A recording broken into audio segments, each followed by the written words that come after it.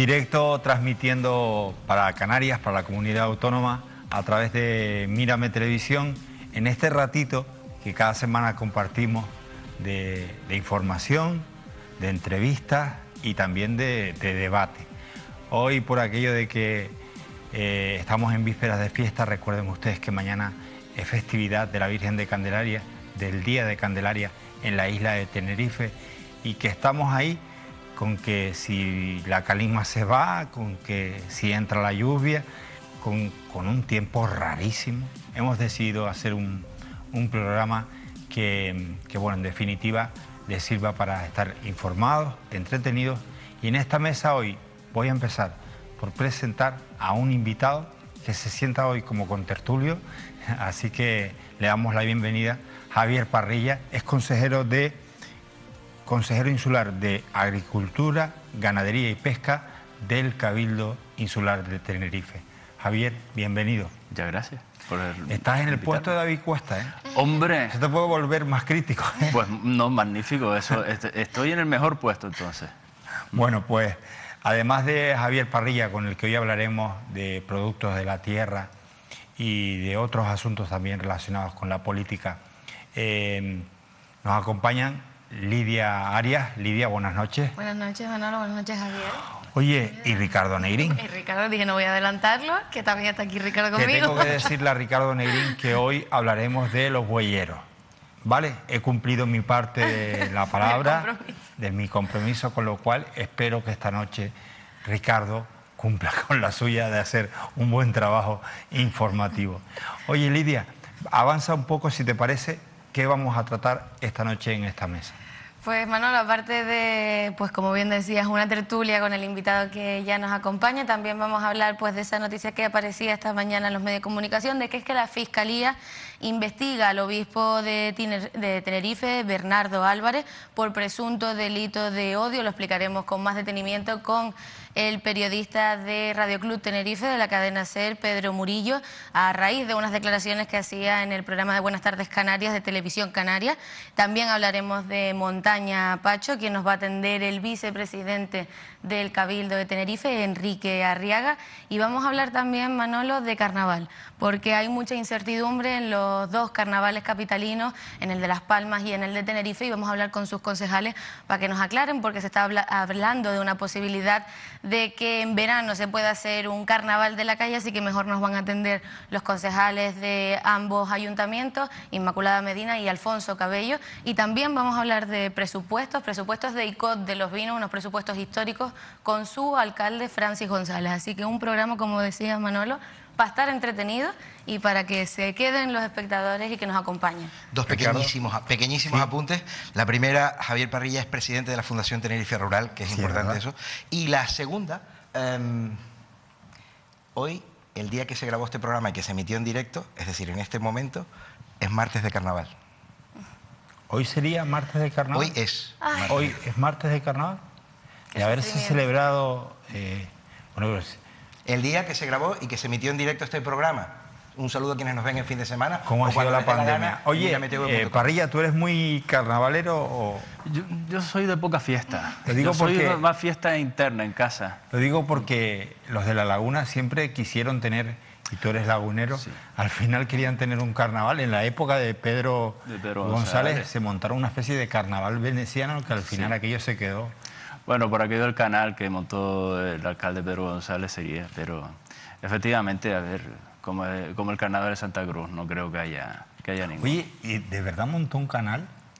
Sí, están los canales sí, de... lo he visto, sí, pero ¿qué ocurrencia fue esa? Pues hombre, pues evidentemente era por la cuestión de cuando llovía en esta isla, que había momentos en los que se inundaban la Plaza del Cristo con un palmo de agua en... Y de ahí surgió la idea de canalizar de esa forma. Sí, en toda la Vega Lagunera. Oye, Parrilla, tenemos por cierto unos productos de la tierra, vino, quesos, mieles, pero la producción en cuanto a los sectores que tú coordinas desde el área del Cabildo de Tenerife, son muchísimos los productos de la tierra, del mar y de la agricultura y y bueno, en general de la alimentación. ¿Cuál es el que está más en auge? A ver, es que tenemos el asunto, aunque parezca mentira, tenemos una gran variedad de productos de altísima calidad. No solo es el ámbito de la agricultura, que efectivamente tenemos nuestras papas antiguas, son digamos, el producto estrella. La papa bonita, de hecho hay una asociación de la papa bonita en Ico del Alto, que es el órgano que regula una denominación de origen, como las que tienen los vinos, pero sí, nosotros tenemos la denominación de origen de las papas antiguas de Canarias.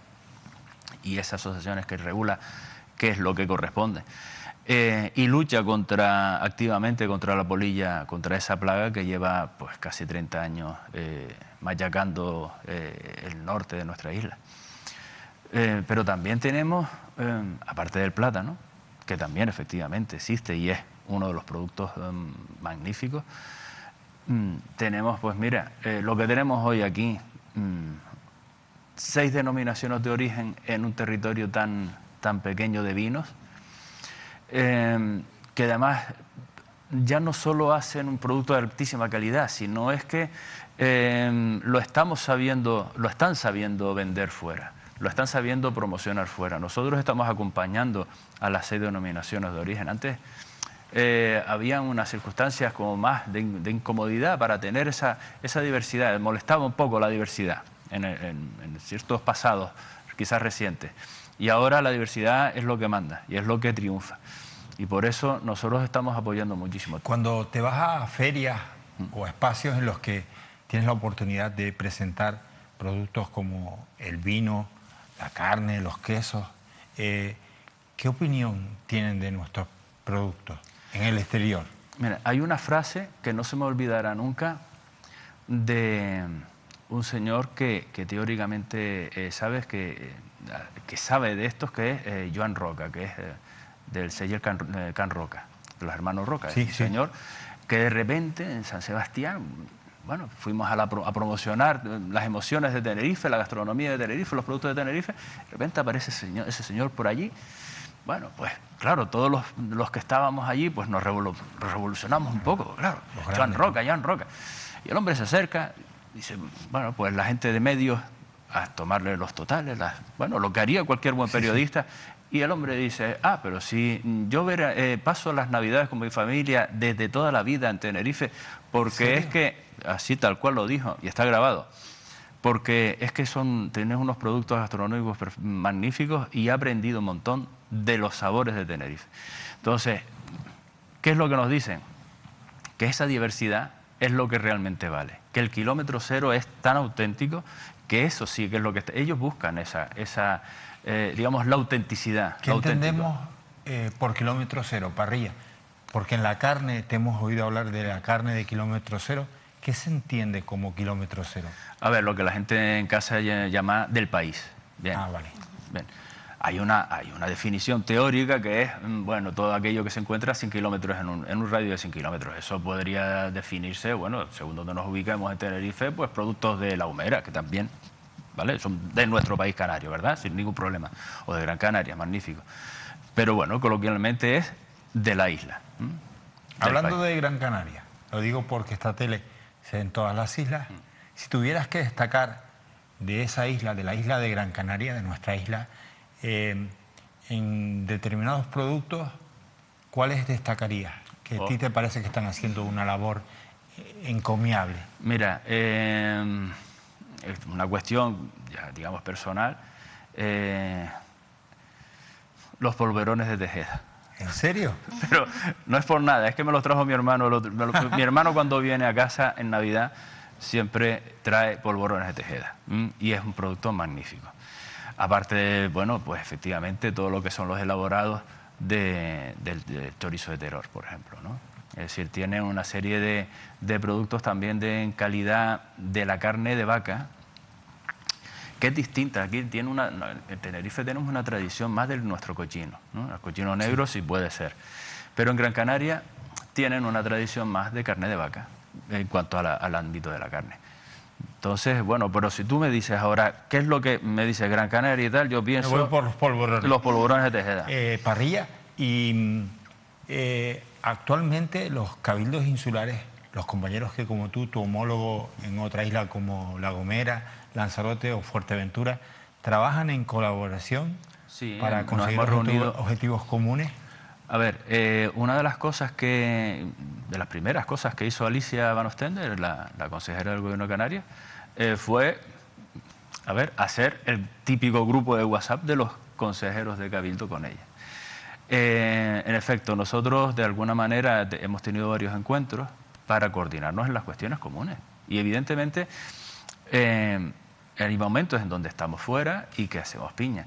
Tenemos que estar en espacios distintos, pues yo qué sé, porque también tenemos que defender el terruño, ¿no? No es una cuestión que sea, digamos, sin fronteras, pero efectivamente tenemos contactos.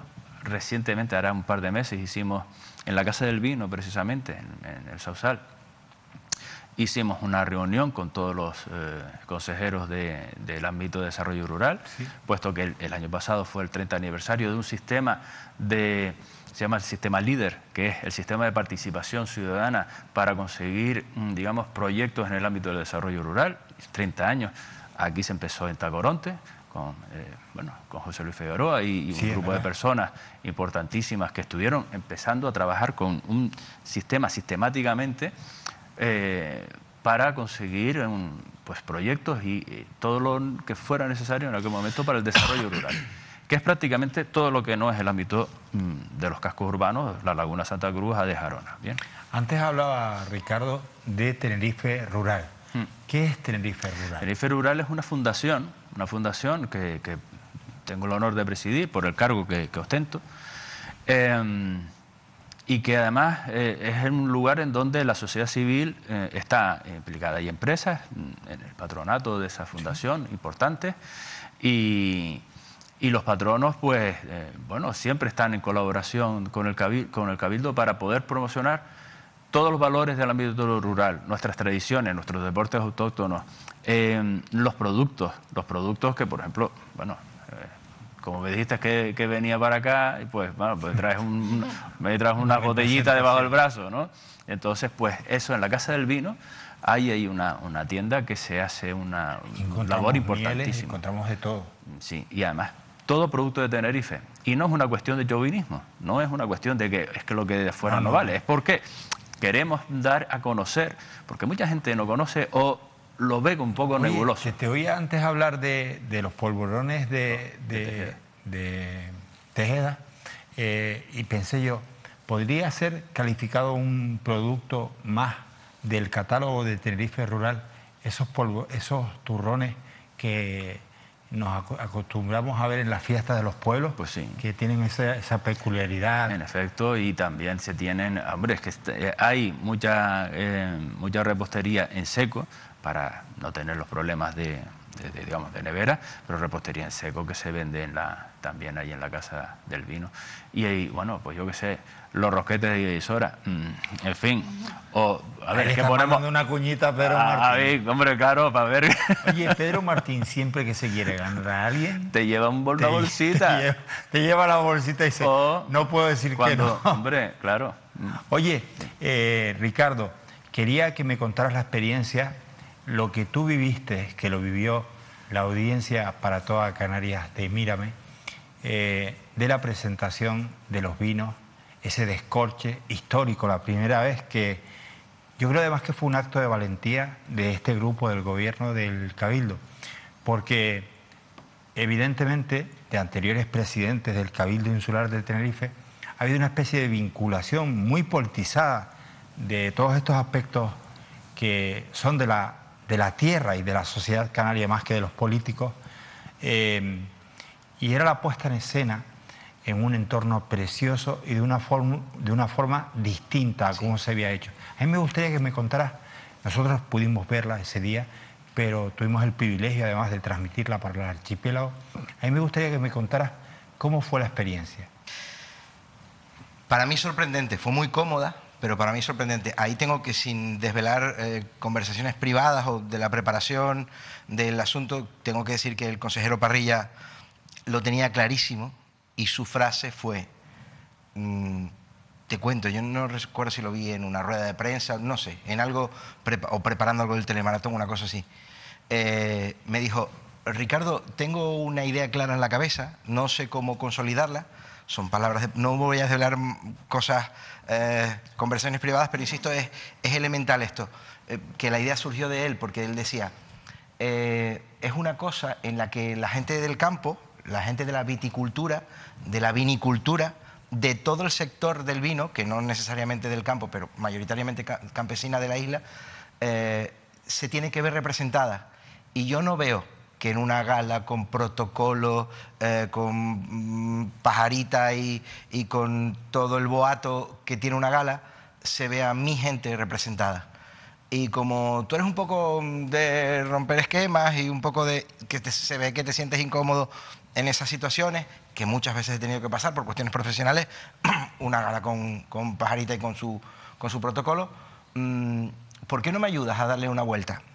Entonces él reunió a su equipo, al equipo, bueno, a Tenerife Rural, a la gente de la Casa del Vino, a quien le lleva comunicación, y me invitó a la reunión y dijo: mi idea es esta, quiero hacer un programa de televisión que sea entretenido, no quiero hacer un programa ni de humor, ni quiero hacer, quiero simplemente un programa entretenido donde sea amable y simpático, dulce, decía, y donde podamos mostrar a la gente de la viticultura, a los premiados, y promover las denominaciones de origen, contar las dificultades en un programa de televisión. Quiero hacer en la Casa del Vino un programa de tele. A ti y a Parrilla. Y yo encantado, encantado. Ustedes llevaron la misma impresión que me llevé yo viéndolo por la tele, que Pedro Martín estaba como... le apabulló la situación, es decir, fue como encontrarse, en el buen sentido de la palabra, él no se esperaba que aquello hubiera salido tan bien, fue un punto de cohesión tan bonito. Yo le planteé al presidente que teníamos que hacer algo. A ver, el Descorche ha sido siempre, o fue en los tiempos anteriores, un espacio en donde se reunían 300, 400 personas. Bien, con el tema de la pandemia, evidentemente no nos podemos reunir tanto. Pero a partir de ahí, la pregunta era cómo podemos, de alguna manera, democratizar este evento y cómo podemos hacer llegar ese mensaje y que nuestra gente se vea reflejada. Pues con un programa de televisión que sea, intentar hacer ameno y bueno, pues no ser de humor, como estaba diciendo Ricardo, pero sí que tenga también su chispa, y después también hablar del sector y que salga el sector. Y así hicieron, porque hicimos distintas conexiones, incluso hubo una conexión en directo con una bodega, bien, para poder tener, digamos, esa conexión con el público y que efectivamente no los vean 300 personas, las vean, bueno, no sé, 3.000, 30.000. Yo te transmito 300.000, de cara al sector, la sensación de las cosas bien hechas es lo que por lo menos a nosotros nos llegó, Ricardo. Sí. Lidia. Yo quería hablar, porque justo antes decía esa apuesta de la promoción de los productos kilómetro cero, y yo precisamente que estuve en Fitur, vi cómo la gente, o sea, yo también lo hablaba con Ricardo, cómo la gente se acercaba, y precisamente se acercaban al stand de Canarias, pero iban al stand donde estaba la frutita, donde estaban los vinitos. Eso es muy importante porque la gente, de verdad que yo lo percibí así, y es muy importante porque se acercaban por nuestros productos y en eso trabajan, en esa promoción de los productos kilómetro cero. Sí, además ahí estaba una de las técnicos de Abona, Trini Fumero, una persona magnífica, de gran conocimiento del vino, del todo el vino de Canarias, y estuve defendiendo, y bueno, con un comunicador, Fran, que también estaba ahí, y tenían digamos, la encomienda del gobierno de Canarias de dar a conocer todos los productos de Canarias, y en especial el vino. Y la verdad es que eso es una de las cosas que uno se queda sorprendido, porque, claro, cuando productos nuestros tan normales, habituales, sales con modestia, y que es como se debe ir, con modestia, ¿no? Pero, claro, después descorcha cualquier botella, y con moderación siempre, y la gente queda maravillada. Sí. No hay que explicar el vino nuestro. Es que yo me quedé sorprendida porque es que el stand de donde estaban insisto, donde hacían los batidos con la fruta, donde estaba el vino, estaba abarrotado los 3 días. Pero la producción de vino nos permite enviar vino fuera. A ver, la producción de caviar de beluga permite Bueno, pues Me a eso, jodiste, coño. pues a eso vamos. ¿Lo ves? Eso te da por estar en la silla de David puesta. Pues sí. A ver, es que es una de las cosas que tenemos que tener muy claro. Nosotros mantenemos un territorio, nuestra gente, nuestros viticultores, nuestros agricultores, nuestros ganaderos y ganaderas sostienen un territorio, un paisaje. El paisaje que nos permite después tener algo más, tener pues unos visitantes que quieran disfrutar de no solo del sol y la playa, sino de algo más, de nuestras tradiciones, de nuestra cultura, de nuestro selvo, de esto que tenemos aquí de verdad importante, ¿no? Vale. Pero tenemos un territorio reducido, 2022, 2023 kilómetros cuadrados, no es nada. Y encima le tienes que quitar el Parque Nacional del Teide. Y los parques rurales que también tienen unas limitaciones, aunque tenemos en Teno una ganadería magnífica y unos quesos espectaculares, de autor. Hay unos quesos de autor en el Teno que no pasan de la ermita, de Teno. Y igual que tenemos unos productos magníficos, unas batatas en Anaga magníficas, bien. Pero claro, al momento después de comercializar algo, de vender algo, claro, si planteamos la premisa del volumen y de economía de escala, que es lo que pasa en el resto del mundo, pues entonces tenemos que pensar de otra forma, porque no llegamos ahí. Nuestro producto es de calidad, es reducido, pero suficiente como para tener una producción importante y mantener una economía. Parrilla, yo recuerdo que de las primeras acciones que hiciste al llegar al Cabildo fue informar acerca de las cofradías.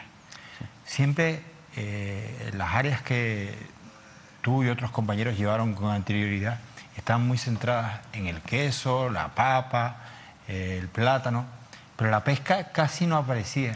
Sin embargo, fue tu primera apuesta.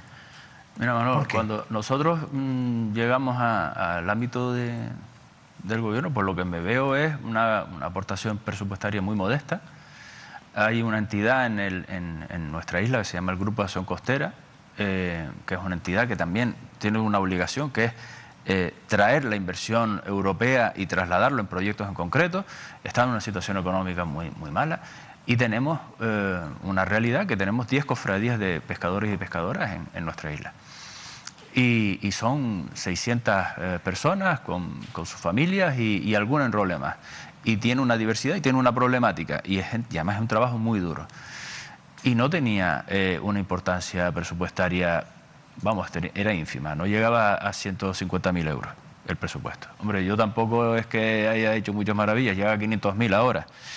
Bien, pero tenemos, claro, dos líneas de trabajo. Uno, el garantizar el funcionamiento de los elementos que dan seguridad sanitaria a la pesca artesanal, que se llaman puntos de primera venta. No se vende ahí, sino es un punto donde el pescador trae la pesca, la mide, la pesa, si hay que hacerle algún análisis se le hace, bien, y después la promoción del producto local. Nosotros llevamos este año pasado, el presidente nos dijo, tenemos que llevar lo que comemos aquí. Pues llevamos viejas. A San Sebastián Gastronómica, sí. Llevamos viejas y morenas, y la gente se rechupeteaba los dedos, perdón la expresión, pero es que con morenas fritas, Juan Carlos Clemente hizo el chef, unas barbaridades magníficas, y la gente sorprendidísima. Y ¿sabes por qué? Porque allá la vieja es, lo llaman una pesca de descarte, es lo que entra cuando estás buscando otras cosas. Y aquí, vamos, en fin, ¿no? Pues eso. Parrilla, ¿qué está haciendo el Cabildo de Tenerife para que el agua salga más barata al agricultor? Bien, hay varias líneas de trabajo. Es un ámbito complejo. Nosotros tenemos que trabajar partiendo de un trabajo que está haciendo también el Consejo Insular de Aguas para fomentar la depuración, que es un gran problema, uno de los grandes problemas que hemos tenido en esta isla, y hemos conseguido un convenio de 170 millones de euros para poder generar 5 grandes zonas de depuración. Pues toda esa agua depurada la vamos a tratar con con un sistema de osmosis inversa, que es como se llama el sistema, y generamos agua de regadío de calidad, sin ningún tipo de elemento ecoliforme, ni ningún tipo de elemento bacteriológico que sea dañino, y con se llama conductividad, con un nivel de sales reducido. mucho más reducido que el que pudiéramos tener lamentablemente en algunas galerías o pozos, porque tenemos el problema con el nivel freático y evidentemente con la salinidad. Ya lo decía Vladimiro Rodríguez Brito en los años 16-17, que teníamos que tener mucho cuidado. Yo fui alumno de él en la facultad, en tiempos pretéritos, pero efectivamente él ya lo planteaba con un problema. Entonces, estamos trabajando en eso, en generar agua de alguna manera industrial, que es como le llaman los técnicos. Tiene un menor coste y un menor precio, evidentemente, porque no estamos haciendo esa, digamos, negocio con eso, simplemente se le traslada malamente los pequeños costes que pueden tener. Y después también estamos jugando con el agua de mar, con el agua desalada y, evidentemente, sin olvidar pues los suministradores que han sido siempre los grandes importantes suministradores de agua blanca, que son las galerías y los pozos. En este momento, de agua de galería y de pozo, en el ámbito de Valtén, del agua pública de regadío, es un 17%. El resto es agua desalada y regenerada. Y ese es el camino que estamos teniendo. Después también es importante que hayan redes de regadío. El cambio climático existe y aquí hemos tenido zonas en donde no teníamos que regar y ahora sí es necesario. Las medianías del norte necesitamos generar y además sistemas de impulsión a nivel de sin coste energético, porque tenemos elementos y vamos a invertir este año que viene 1,5 millones en placas solares para generar electricidad. Algo tan sencillo que ya lo teníamos nosotros en nuestro programa, pero es que el ámbito de la pandemia nos ha frenado bastante muchas cosas. Pues el año que viene 1,5 millones en placas solares. Parrilla, quería hacerte 2 últimas preguntas. Tú eres un hombre que viene del mundo de la docencia, siempre has tenido, a través de movimientos, etcétera, participación en la política, inquietud.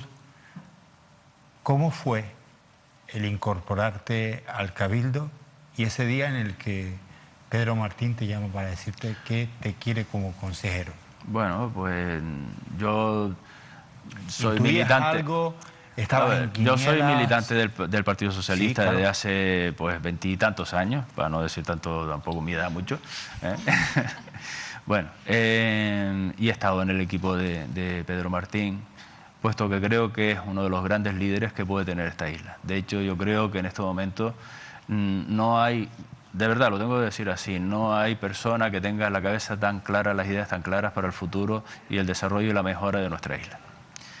En un momento dado, en estas cosas de las listas, pues nos reúne, me llama Parry, bueno, pues Parry, ven aquí. Hay gente que no le gusta que me llame Parry, pero a mí no me importa, me parece más cariñosa, ¿no? Exactamente. Dice, Parry, ven aquí. Y mira, pues esto. Digo, pues yo a la orden.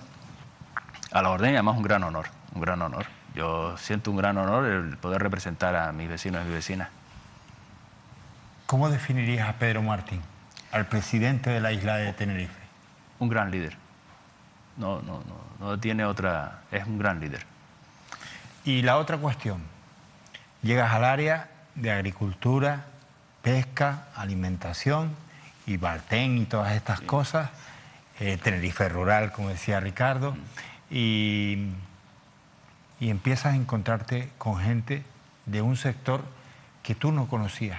A mí me gustaría que me contaras qué has aprendido, cómo es la gente del campo, del mar, qué se aprende de esa gente.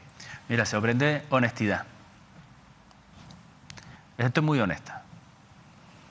Así es que y además, y hay sectores que no te pueden decir las cosas más claras y con no solo rotundidad, sino con conocimiento y honestidad. Esa es la palabra. Gente honesta, trabajadora, a veces ruda, porque efectivamente no ha podido tener las herramientas de pulir socialmente algunas cosas. Yo también, es verdad que conozco el ámbito de la pesca artesanal, porque me crié entre pescadores en un momento dado, y es gente que sufre mucho, calladamente. Es un trabajo muy duro. Tener en cuenta que el barco más grande que tenemos en la flota tinerfeña puede ser un cañero, atuneros de caña y pueden tener 32 o 33 metros de largo. Lo normal es que sea un barco de 12, 13, 14 metros que tiene un enrole de 2 personas, a lo sumo 3. Trabajando de pie, con medios artesanales, con artes no industriales. Con frío, teniendo que salir, pues si tienes que salir a las 4 de la mañana, vamos, pues un amigo, Juan Herrera, patrón, y su hijo Tana, y me dice, bueno, salimos a las 4, y digo, pues vale, yo a las 4 a veces estoy levantándome porque tengo que hacer algunas cosas, pero no estoy en medio del mar a las 4 de la mañana. Eso es lo que he aprendido de ellos, honestidad, esfuerzo, trabajo, y además lo han demostrado en esta crisis, lo demuestran todos los días. Yo les digo que es un sector fuerte, el sector primario es un sector fuerte, y hay que estar orgullosos de los agricultores, de las agricultoras, de los pescadores, de las pescadoras, porque tenemos pescadores y tenemos una patrona, Carmen, y tenemos gente, ganaderos y ganaderas. Ustedes saben que tenemos, que yo conozca en Canarias, una ganadera que tiene cordero ecológico certificado, el Matadero Insular, que tiene una marca, un paraguas, Carne Fresca de Tenerife, que además es importante para poder promocionar también la calidad de las carnes de nuestro país, desde aquí de Tenerife. Pues tenemos una ganadera ecológica de cordero. Es algo inusitado, no hay. Lo hemos estado buscando, que tenga toda la trazabilidad, todos los certificados, es decir, que sabes que el papeleo es difícil para llevar a la gente. Bueno, pues tenemos aquí esto. Entonces, eso es lo que he aprendido. Estarán conmigo que con Parrilla nos pegaríamos un buen rato hablando, pero Parrilla, queda más cosas que contar. Yo te voy a despedir primero dándote las gracias por dejarnos contar cosas tan interesantes y tan apegadas a la gente. Y segundo, me quedo con un titular, y es que un político, que eres tú, trabaja con gente honesta. Trabaja en el sector de la gente honesta. Y que hables con ese orgullo de tus colaboradores más directos, dice muchísimo de ti, de verdad, de corazón, gracias. No, gracias a ti, Manuel. Nos quedamos los quesos y el vino. Bueno, señores, nosotros continuamos. Ya les adelantó Lidia que hoy tenemos metralla para compartir con todos ustedes, así que, por favor, unos mensajes publicitarios y a la vuelta continuamos.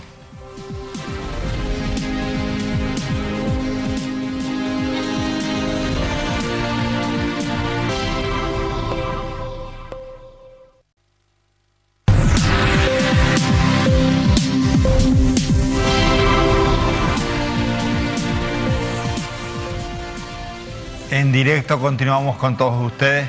No me reprocharán que hemos aprendido un montón junto a Javier Parrilla. Además hay que reconocer, es una persona muy dada y muy cercana. Y apasionada de lo suyo. Le gusta, ¿eh? Es de Valle Guerra, un pueblo agrario. Todo el mundo allí vive el sector primario. Bueno, quiero que vean estas imágenes que han dado la vuelta a toda Canarias, toda España. Yo me atrevería a decir que a gran parte del mundo, y son unas declaraciones que hizo en Buenas Tardes Canarias el obispo de la diócesis de Tenerife. Escuchen. La sociedad en general, sí, la sexualidad es algo innato en la naturaleza humana, ¿no? Y lógicamente además la sexualidad forma parte de la personalidad y lógicamente pues el cultivar una buena sexualidad es sano y es bueno. El problema es cuando pues hoy, si las estadísticas nos dicen que en España se empieza a ver pornografía, la edad media es entre 11 y 12 años, pues ya me dirás tú a mí. Si los niños están viendo pornografía, pues qué idea, qué concepto tienen de la sexualidad. Si ya desde pequeños, antes incluso de que aflore en ellos los impulsos sexuales y la afectividad, ya tienen metido en la cabeza la pornografía. No nos extraña que luego hayan pues, concepciones de la mujer como objeto y todo este tipo de cuestiones, claro, esto es un poco la realidad. Algunos sectores de la sociedad, Bernardo, hablan incluso de que la Iglesia se ha quedado un poco anticuada en su tratamiento de la homosexualidad. Bueno, yo ahí cada uno puede opinar. La Iglesia tiene unos principios en relación con lo que son todas las cuestiones morales, etcétera, etcétera. Ahí está el Catecismo de la Iglesia Católica y por tanto yo ahí digamos que no entro a yo siempre digo que las personas son siempre dignas de todo respeto, las personas. Luego, sus comportamientos son discutibles. A veces se dice, no, es que todas las ideas son respetables, no. Todas las ideas son discutibles, porque igual que usted discute mis ideas y mis pensamientos, yo puedo discutir los suyos. Lo que es respetable es la persona, y lo que no puedo hacer es porque usted piense A, B o C, a atacarle o ponerle a parir o qué sé yo qué, ¿no? Eso es lo que no es admisible, ¿no? Pero respetando a las personas, luego cada uno, pues, lógicamente toma en la vida las opciones que quiera, ¿no? ¿Es un motivo, por ejemplo, de negarle la comunión a alguien? Bueno, la comunión a una persona se niega cuando está en pecado mortal, y si es un pecado público. No, yo más bien se lo preguntaba por lo de la homosexualidad. ¿Eso es un pecado mortal hoy en día? Depende de la persona y las circunstancias, todo. Para que una cosa sea pecado mortal, hace falta que la persona sea consciente de que es pecado, segundo, que lo haga libremente, y que no esté condicionado por nada.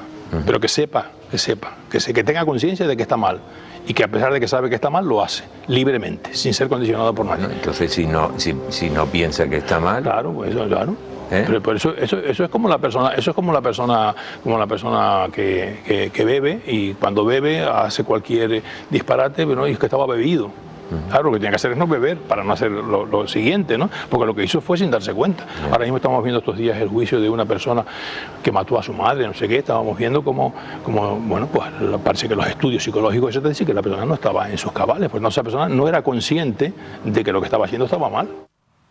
Bueno, estas declaraciones por las que posteriormente pidió perdón el obispo de aquella manera, ha tenido unas consecuencias, porque hoy nos hemos enterado por Radio Club Tenerife, Cadena SER, gracias a una información de nuestro compañero Pedro Murillo, que la Fiscalía, ahí está el titular de la Cadena SER, la Fiscalía investiga al obispo tinerfeño, Bernardo Álvarez, por presunto delito de odio.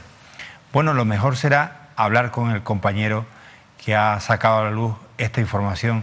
Pedro, feliz hoy de poder saludarte para toda Canarias a través de Mírame Televisión, amigo. Buenas noches, Manolo, ¿cómo estás? Me gustaría, Pedro, que nos contaras cómo la Fiscalía al final se ha tomado este asunto y definitivamente ha decidido investigar al obispo. Bueno, como bien hemos visto en el vídeo, que es la fuente primaria de la que ha usado la Fiscalía, después de estas declaraciones que tuvieron un impacto social, como bien sabes, muy notable, muy potente, se han recogido incluso en change.org más de 50.000 firmas pidiendo la dimisión del obispo. Además, también ha habido un acuerdo plenario del Cabildo de Tenerife en el que se ha condenado estas declaraciones, también el presidente del gobierno canario, y además también todos, incluso los sindicatos, comisiones obreras, ha instado a la Fiscalía a que actúe de oficio. Pues esa presión mediática y presión social pues ha determinado que la Fiscalía actúe en este caso, porque a pesar de que haya pedido disculpas, recordemos que el obispo le cogió todo este mare magnum y esta gran tsunami de indignación en su visita a Roma, una visita que tenía prevista con otros obispos, con el Papa Francisco, y precisamente desde allí fue cuando se emitió un comunicado en el que pedía disculpas. Eso no es óbice para que la Fiscalía, cumpliendo con su deber, abra diligencias de investigación, al entender que hay indicios de que esas declaraciones pueden ser constitutivas de un delito de odio. ¿Tú crees, un compañero que conoces bien cómo funciona la justicia, los juzgados, sueles tratar este tipo de información, qué recorrido le ves a esta investigación, a esta denuncia? Bueno, podemos explicar lo que supone las diligencias de investigación, Manolo, porque mucha gente no lo conoce. lo único que significa es que la Fiscalía ha visto indicios que el obispo tinerfeño puede haber incurrido en un delito, concretamente en el artículo 510, que se tipifica un delito por discriminación de orientación sexual o humillación o señalamiento, digamos, por este caso de la homosexualidad, no de orientación sexual. La Fiscalía lo que hace es, digamos, citar o iniciar las diligencias pertinentes, poniendo todos los recursos para intentar averiguar qué es lo que ha pasado, recabar todo el material gráfico y en este caso las declaraciones para saber si hay indicios de delito o no, y una vez que este recorrido se haya completado, lo que puede determinar es en una denuncia iniciar un proceso penal o bien simplemente archivar. Recorrido, no lo sabemos, todo dependerá también en las declaraciones cuando sea citado el obispo tinerfeño. Evidentemente esto incluye penas de prisión, en este caso siempre las penas de prisión están atribuidas a los agravantes, por ejemplo, que por desgracia hemos vivido en España en los últimos tiempos de lesiones. No es el caso, evidentemente, se trata de unas declaraciones desafortunadas, pero que incurren en un posible delito. Puede ser que no tenga recorrido, pero lo que sí pone sobre la mesa es un debate, que es el debate de que hay ciertas declaraciones que no se pueden hacer ya porque están tipificadas en el Código Penal. Oye, Pedro, y además, por las últimas informaciones que hemos escuchado en la cadena SER a nivel nacional, y que hemos hemos podido leer a través del periódico El País, en un momento en el que, gracias a la información que publica el grupo Prisa, coge a la Iglesia Católica con el pie cambiado. Lo digo porque no solamente estas declaraciones, él antes hablaba de la pornografía, etcétera, y mientras tanto, creo que era en el día de hoy, se ha procedido a tirar para adelante con una comisión de investigación sobre los posibles delitos de abusos sexuales realizados en el seno de la Iglesia, ¿no? Sí, es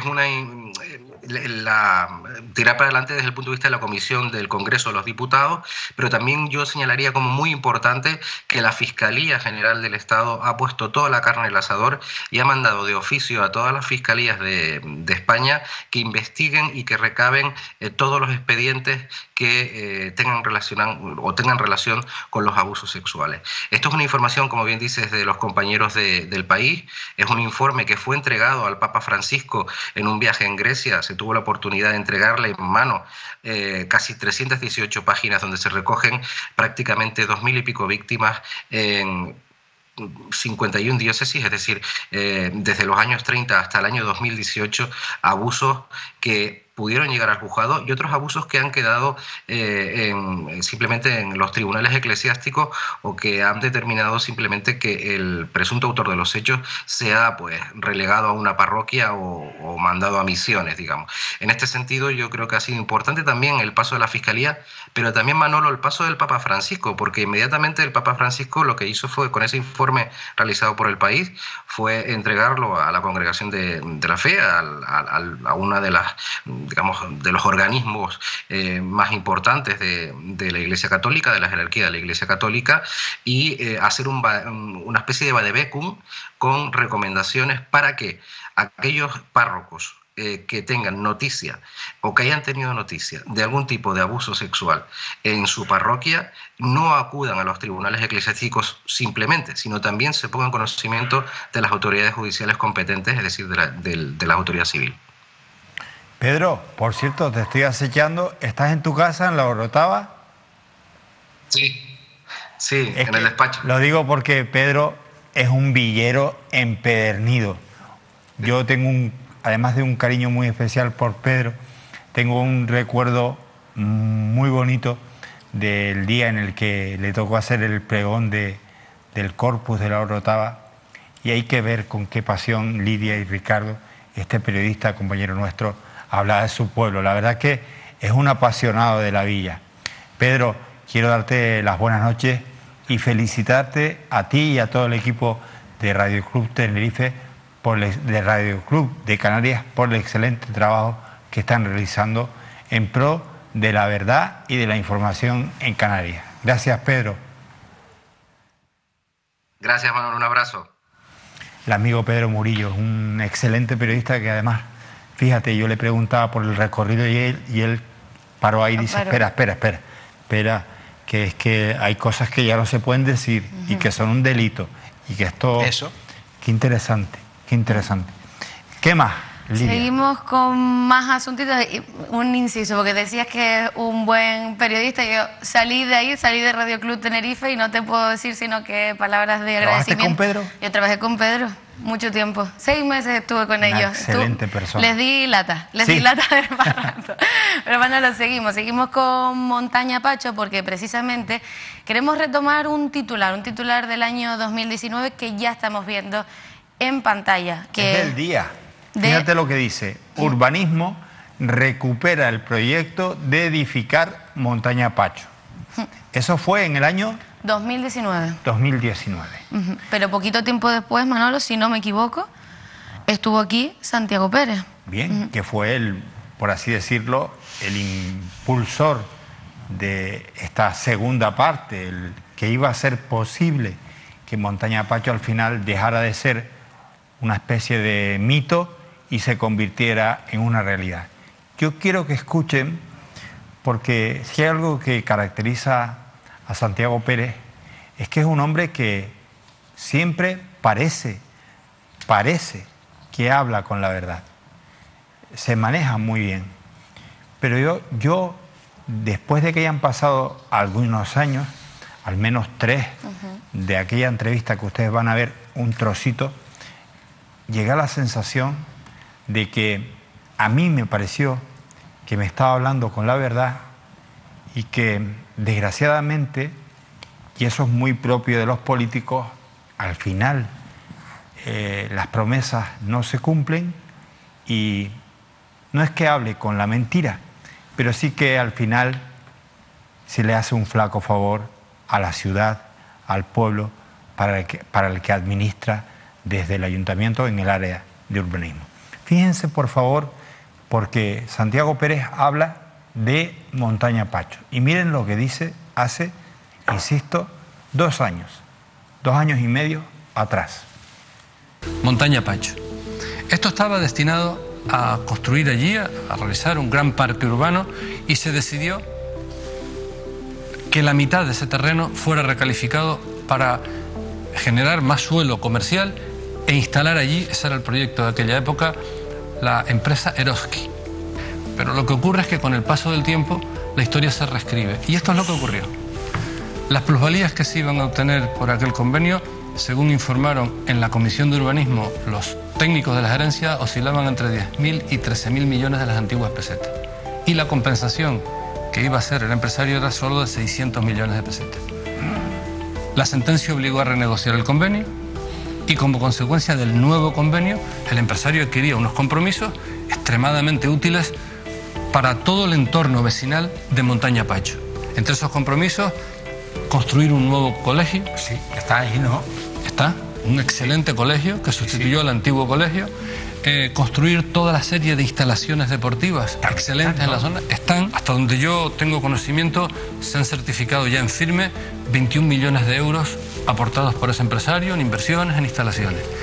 Hay retrasos que a este empresario, que ha estado cumpliendo y quiere cumplir, le están ocasionando problemas, porque al final la vida empresarial es eso. Tú tienes unas expectativas, adquieres unos compromisos, y si el calendario se va retrasando, pues te puedes ver en una situación muy comprometida. ¿Se puede arruinar el empresario? Se podría arruinar. Sea una gran superficie o sea un taller de chapa y pintura. Sí, y entonces a mí este asunto me preocupa, porque lo conozco desde el principio, insisto, el origen de este convenio urbanístico, de esta inversión empresarial, está directamente relacionada conmigo. Yo a veces digo que es un regalo que le hice a La Laguna. Hay que colaborar. Yo sé que empresarios como Ambrosio, con media docena de ellos, levantan un país, porque hay gente con un empuje infinito dentro del marco de la ley, para que finalmente el empresario cumpla todos los compromisos que adquirió, obtenga las ventajas a las que tiene derecho, remate esa gran operación empresarial y no vaya a quedarse por el camino todo el esfuerzo empresarial que este empresario particularmente ha desarrollado durante toda su vida. Yo en su día recurrí a ese convenio porque me parecía que era un convenio completamente descompensado. Lo ganaste tú y lo ganó La Laguna. Sí, lo ganó La Laguna. El empresario ha cumplido. El empresario está cumpliendo. Lo está cumpliendo. Entonces, lo que le corresponde, ¿por qué no? Entendamos que no es este empresario en concreto, que lo es. No lo podemos evitar porque es así. Y yo lo digo con toda claridad. El mismo que recurrió a aquel convenio, yo me siento en la obligación en interés de La Laguna de ayudar a ese empresario en el marco de la ley a culminar esta operación, exigirle que cumpla las obligaciones pendientes, obtenga los beneficios derivados de toda esta iniciativa y de todo este esfuerzo, y que en definitiva el entorno poblacional, los vecinos de todas estas zonas que hemos estado comentando, culminen su ilusión de disponer de todos esos servicios, de todas esas instalaciones y de una calidad de su entorno adecuada a la dignidad de esas personas. Esto es lo que yo puedo decir. 2 años y medio de estas declaraciones. Llegó Santiago Pérez, Ricardo, a decir que este era un regalo que él le hacía a La Laguna. Han pasado muchos años, incluido ese recurso de Santiago Pérez, y al final el regalo a La Laguna no está. No. Y el empresario que él decía que estaba cumpliendo y que además él se sentía en la obligación de exigirle el cumplimiento y que además harían falta pues un tropel de gente como Ambrosio Jiménez para construir y levantar un país, resulta que es el mismo empresario que a fecha de hoy no ha obtenido los beneficios que son un derecho para él. Fíjate que él hablaba ahí de unos 21 millones de euros que el empresario ha entregado, ha depositado, ha invertido en habilitar ese espacio. Y sin embargo, imagínate, no puedes todavía a fecha de hoy... Décadas después de haberlo hecho, no ha podido recapitalizar nada. Pero Ricardo, yo te quería decir algo. Antes que Santiago Pérez llegara a urbanismo y que el PSOE gobernara La Laguna, con este proyecto de Montaña Pacho, y a mí me consta, han estado alcaldes como José Alberto Díaz, Fernando Clavijo y Ana María Oramas. Y Ambrosio siempre ha dicho que Fernando Clavijo y Ana María Oramas lo engañaron. Ambrosio ha dicho, estos señores me engañaron, me estafaron. De hecho, Santiago Pérez se convierte en un adalid, en una especie de salvador, por lo que ha dicho en pantalla, que es lo que sigue pensando en la actualidad, en una persona a la que había que ayudar, porque él, Santiago Pérez, era consciente de que Fernando Clavijo y Ana María Oramas lo habían engañado. Y, sin embargo, me sorprende, Ricardo, tú conoces mejor que yo, porque además vives en esa zona, que a fecha de hoy todavía sigamos hablando de Montaña Pacho como algo que quedó ahí y que no es una realidad. Sí, el asunto Montaña Pacho es un asunto que tiene que ver con la política, con la economía, con el cambio de paso de la sociedad y con los tribunales. Si lo miras de cerca, se empieza a complicar un montón, pero si te alejas y lo miras de lejos, es muy sencillo de entender. Santiago Pérez decía ahí, yo considero que es un regalo mío a la ciudad de La Laguna porque él recurrió ese convenio original, yo creo que fue con Aniorama, fue hace décadas, insisto, y él exigía que la compensación a lo público fuera muy superior. Se consiguió que la compensación a lo público fuera muy superior, económicamente, en valor. Las infraestructuras son espectaculares, están a la vista, están en uso de un modo irregular. Él hablaba del colegio, por ejemplo. Sí. El colegio yo creo que de modo irregular no, había que repasar la parte administrativa de ahí, pero la parte deportiva y gran parte de esas infraestructuras están en uso de un modo, insisto, irregular, y todo eso sucede porque la parte pública no termina de cumplir lo suyo. Y vuelvo a decirte... Si además él decía, déjame terminar como parte pública, él decía... Sí. Santiago Pérez decía, como responsable público, que se estaba haciendo injusto, se estaba asfixiando. Déjame contarlo de lejos, eso es lo que quiero contar. Al empresario. Quiero contar mirando el asunto de lejos y sin detalle. Se exige al empresario que haga una enorme inversión histórica y sin precedentes en ese municipio, histórica y sin precedentes, una inversión en favor de lo público, de infraestructuras, de apertura de vías, de apertura de espacios, de zonas de expansión industrial, de ocio, especialmente deportiva, educativa y de vivienda. También tiene una zona de vivienda, está justo entre la expansión de un área industrial, una vía de conexión entre el norte y el sur de la isla y un área vecinal. Se hace esa enorme inversión, yo no tenía los datos en la cabeza, los estás dando tú y aquí viene la clave, eso que estás diciendo, para subrayarlo y hacer de eso un titular. Décadas después, un empresario privado, que no es una entidad pública, que no cobra impuestos, un empresario privado, décadas después de haber hecho esa enorme inversión, no ha recuperado ni un euro. No ha podido comercializar la parte que le tocaba a él de explotar y de comercializar, décadas después. Lo digo por si entiendes la gravedad del asunto. Ambrosio Jiménez no cobra impuestos, no es una administración pública. Lo han tratado como una administración pública, obligándolo.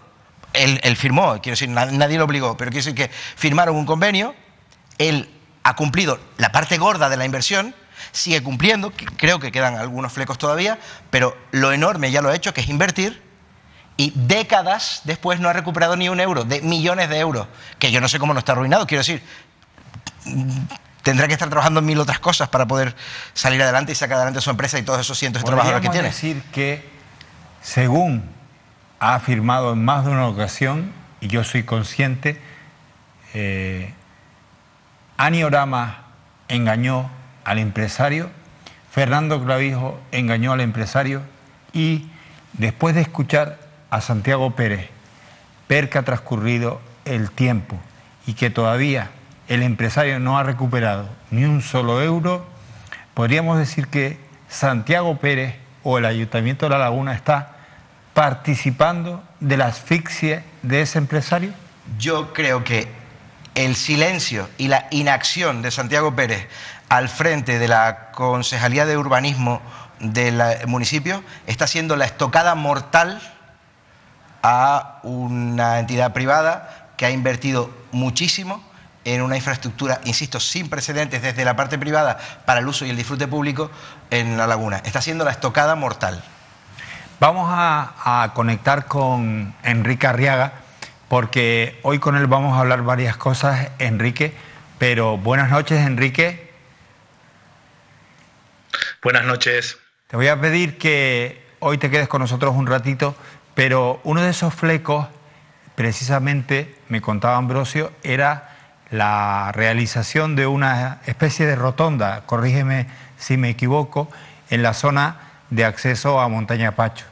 Y ya ha sido entregada, o mejor dicho, recogida esa obra, que además era una petición del Cabildo de Tenerife. Ambrosio ha dicho por activa y por pasiva que la colaboración de tu área y concretamente del Cabildo de Tenerife ha sido espectacular, que se ha notado agilidad, se ha notado rapidez, inmediatez, para que al final todo esto salga bien. Ese pequeño fleco, por ejemplo, en el caso de la rotonda, ¿ya está entregado, ya está terminado?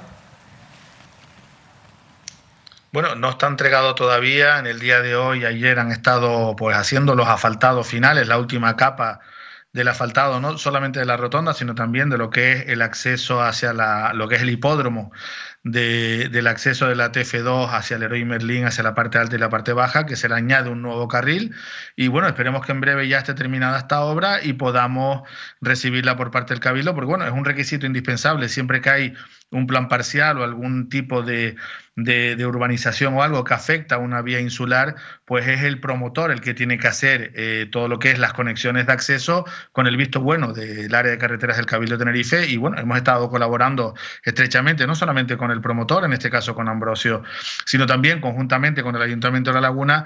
Y bueno, hoy quizás se ha tenido un poquito más de caos o de conflicto en el tráfico, porque estaban dando ya la última capa de rodadura en esa rotonda y en lo que era el hipódromo del acceso a la TF2. 2 y ya probablemente ya mañana o el lunes esté completamente terminada. Irán los técnicos de carretera y procederán a la recepción de esa obra, que se pondrá en operación por lo antes posible. Enrique, el poner en operación esa obra, ¿qué va a suponer para el tráfico en esta zona de la isla?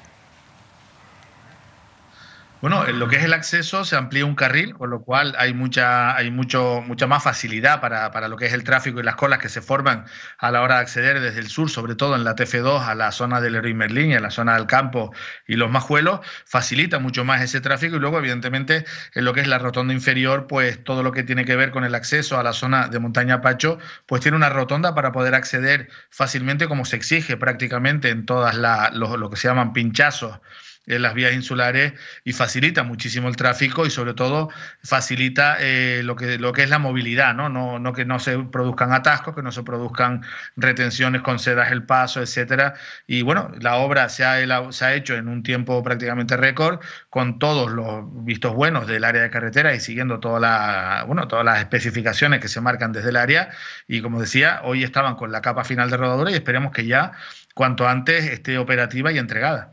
Enrique, te voy a pedir que te quedes un momentito con nosotros para terminar de hablar nosotros aquí en la mesa de Montaña Pacho, pero nos gustaría tratar contigo otros asuntos. ¿Te parece? Dame solo unos minutos. Perfecto. La verdad, Ricardo, que es interesante cuando tú escuchas a un político hablar de agilidad, de colaboración con el empresario que sea, para que las cosas salgan. Y sin embargo, como en otras administraciones, al final las cosas se atascan y al final los perjudicados son los vecinos, de los que ahora hablaremos, además del empresario, que es el gran perjudicado aquí, sí, según decía Santiago Pérez, y que ahora... Es obviedad, eso es obvio, ¿eh? Y es evidente. El gran perjudicado es el empresario, que es el que ha hecho la inversión de todo eso que ves. Lo que ves en imágenes en pantalla ahora mismo, todo eso ha partido de una inversión privada, en espera de parte de ese territorio poderlo aprovechar construyendo una gran superficie y otras cosas. El proyecto original tenía otras cosas que él podía construir para capitalizar eso, recuperar esa inversión. ¿Qué es lo que no se ha hecho? Nada, cero. De todo eso, cero. ¿Entiendes la gravedad? De décadas. Hablamos de vecinos. Los vecinos han tenido que soportar durante todo este tiempo pues una dejadez en esa zona, porque al ayuntamiento no le interesaba, sobre todo en estos 2 últimos años y medio. ¿Te acuerdas que te dije que se estaba usando parte de la infraestructura, concretamente la deportiva, de un modo irregular? A eso me refería. Mira, eso fue planificado pues con mucha cabeza. Son unas infraestructuras deportivas enormes, habilitadas para el uso de muchísima gente, de ingentes cantidades de personas, tanto para la práctica deportiva como para público. Y a esas infraestructuras le acompañan una área de aparcamiento enorme. Eso no está entregado al ayuntamiento, no está en uso, en teoría, pero la presión vecinal de un área en expansión, las localidades que rodean a Montaña Pacho, en un principio, ya esto ha sucedido hace años, pues tenía y tiene vigilancia privada, pero los chiquillos saltan, se ponen a jugar al fútbol y después saltan más y después saltan más y después no sé qué, y después rompen la valla para terminar saltando. Yo no sé cómo fue, yo no he podido entrevistar al empresario sobre este tema, pero al final él terminó abriendo la puerta para que no le rompieran eso, ¿vale? Porque, claro, había unas canchas enormes de fútbol sala, de baloncesto. Que la gente no podía disfrutar. Claro, y que la gente no podía disfrutar, y se empezaron a disfrutar. Pero te estoy hablando también de esta irregularidad desde hace ya, yo qué sé, 8 o 10 años por lo menos, de esta parte, que ya estaba todo terminado. Bueno, pues en este lugar, poquito a poco se ha ido abriendo la mano. La práctica de deporte es ya regular. Hay decenas de equipos deportivos de diferentes disciplinas, no solo de fútbol, que tienen su sede ahí, y todo eso arrastra una regular movimiento de personas que vienen desde muchos sitios de esa isla de Tenerife, no solo de ese municipio, y que hacen uso, llegan ahí por la puerta trasera, digamos, la salida de emergencia del complejo.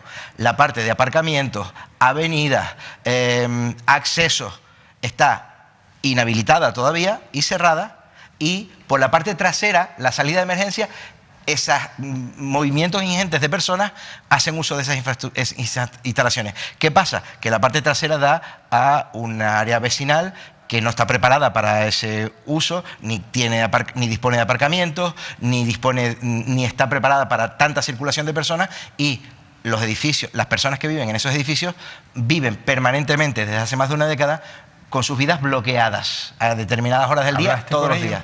Sí, hablé con ellos. Vamos a verlo. Hay veces que cuando entramos de la entrada de Decathlon, pues se nos hace mucha cola, mucho ibeña, a lo mejor tiene que calcular bien el tiempo para saber cuándo llegar. Sí estaría bien que las abriesen para tener más accesibilidad y poder llegar antes. Los accesos que hay, pues que sean de mejor calidad, porque si no cogemos demasiadas colas para venir. Hombre, lo de aparcar está bastante complicado, si ya de un día normal, cuando hay partido más todavía, hay que dar unas cuantas vueltas y bueno, rezar a lo que puedas para tener un sitio. Sí, dices tú que ayudas en algo, pero es que lo tienen todo cerrado, tienes que dar 1000 vueltas para poder llegar cuando a un mismo sitio te lo alargan el doble. Siempre ha sido así y el problema que tenemos es que los vecinos se ponen incómodos porque no tienen dónde aparcar, no tienen dónde ellos desarrollar su ocupación de coche, no tienen nada. Entonces tenemos unos problemas aquí que la gente, claro, se nos echa encima, pero no sabemos los motivos ni por el qué ha estado cerrado eso, no sabemos si eso es un polígono, qué es lo que van a hacer, no tenemos ni idea, no tengo ni idea. Que es una injusticia, teniendo aparcamientos ahí que uno puede acceder a ellos para recoger a los niños y todo en el campo, pues me parece muy injusto que estén cerrados, muy injusto, porque ahora mismo estamos aquí aparcando en plazas de minusválidos para poder recoger a los niños. Me parece una tontería esto. Hasta las 8 están ellos, después están los más grandes, que son los del rugby y todo. Pero eso hasta que abran los de atrás, de que abran los de atrás, aquí está el problema. No sé, ¿será que le deben al nota que no lo abren? Sí, porque eso es de una persona que ya ha hecho todo eso y el gobierno no le ha pagado, por eso no lo han inaugurado. Ahí hay 8 campos más. Que no nos han abonado. Hasta ahí, pues por detrás está, han hecho todo eso nuevo. Pero no se mueve, no hay perra, tío. El tema de Montaña Pacho va a traer cola, polémica. Vamos a seguir refrescándolo aquí en Mírame Televisión, así que muy pendientes las próximas semanas. Lidia, Ricardo, está con nosotros nuevamente Enrique Arriaga. Y lo hacemos, Enrique, porque el otro día tuvimos la oportunidad de escucharte junto a David Cuesta hablando de la Ciudad Deportiva de Geneto, el NAP y el ITER. Pero yo, no sé si Ricardo y Lidia lo recuerdan, la imagen que tengo en campaña electoral de Enrique Arriaga era del hombre que venía a levantar las alfombras. El hombre que sabía que las cosas se estaban haciendo mal y que no iba a permitir que eso quedara ahí como quien no quiere las cosas. Lo cierto es que al final ese compromiso con el electorado ha sido lo que te ha llevado a cabo o lo que te ha permitido destapar asuntos que son muy delicados. Lo primero me gustaría, Enrique, preguntarte cómo viviste, cómo llegó hasta ti toda esta información, cómo te enteras tú de que las cosas se habían hecho tan mal en el ITER, en el NAP, en la Ciudad Deportiva. ¿A raíz de qué?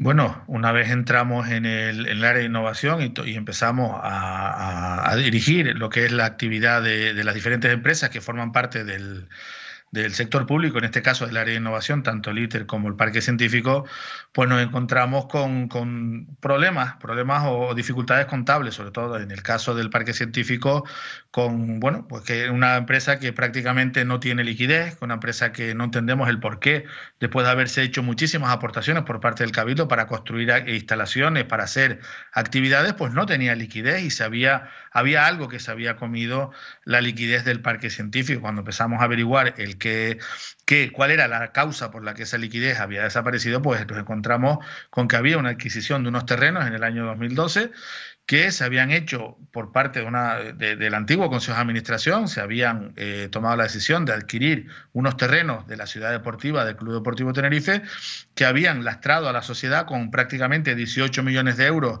de una hipoteca, para la cual el Cabildo de Tenerife no había hecho una aportación específica para esa compra, con lo cual año tras año había prácticamente 2 millones de euros de amortización de capital más intereses que fue lastrando todas aquellas aportaciones que se hacían al parque científico para otros objetos, para otros objetivos.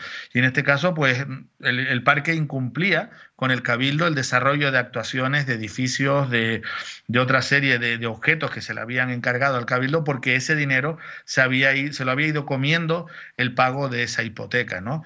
Cuando empezamos a analizarlo todo, pues nos encontramos con algunas irregularidades que nosotros no somos quienes para juzgarla, y lo que hacemos es poner toda la documentación en manos del interventor del Cabildo de Tenerife, y es él el que hace un análisis después exhaustivo, emite un informe y a la vista de las conclusiones de lo que él investiga, pues lo pone en manos de la Fiscalía, y al final, pues este mes, prácticamente el mes pasado, perdón, el 21 de diciembre, pues la Fiscalía ha presentado la denuncia en el Juzgado de La Laguna, pues porque ha visto presuntos delitos y además, como dice la denuncia, contundentes indicios de prevaricación y malversación de fondos públicos por parte de los anteriores gestores, en este caso del Consejo de Administración de Parque Científico, prácticamente por 20 millones de euros de las arcas públicas.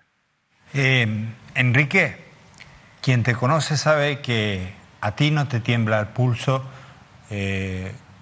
ningún asunto de este calado, pero cuando al final lees el escrito de la denuncia de la Fiscalía, es tan contundente, según nos contaba David Costa, es tan potente, y claro, cuando además aparecen ahí figuras como los dos expresidentes del Cabildo de Tenerife, un consejero del gobierno de Canarias y otras personas investigadas, ¿no te dio temor dar ese paso de tener que destapar, un asunto que al final es de justicia sacarlo, pero imagino que, discúlpame la expresión, acojona?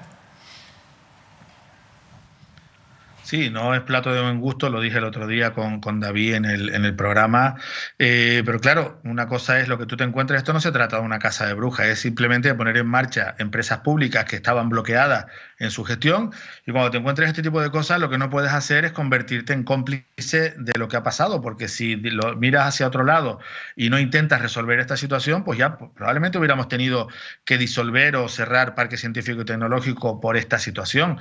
Cuando uno se encuentra este tipo de procedimientos, no solamente el tema de la compra de los terrenos de Geneto, sino también lo que tiene que ver con la operación del NAP, en el caso del ITER, pues, hombre, uno piensa el por qué realmente se han hecho este tipo de situaciones. Vuelvo a repetir, no es plato de buen gusto, pero no nos queda otra. Nosotros no juzgamos, no hacemos un escarnio público de este tema, sino simplemente cuando vemos muchas cosas, y hemos visto muchas, no solamente en estos dos casos que han llegado a través de la Fiscalía a los tribunales, sino hay otros que no son delictivos, pero que son éticamente reprobables, como el caso de las invitaciones de los casinos de Tenerife, como ciertas situaciones que se dieron en Merca Tenerife que llevaron al cese del anterior gerente, y como otras muchas situaciones que nos hemos encontrado, que vuelvo a repetir, no son constitutivas delito, pero que son éticamente reprobables.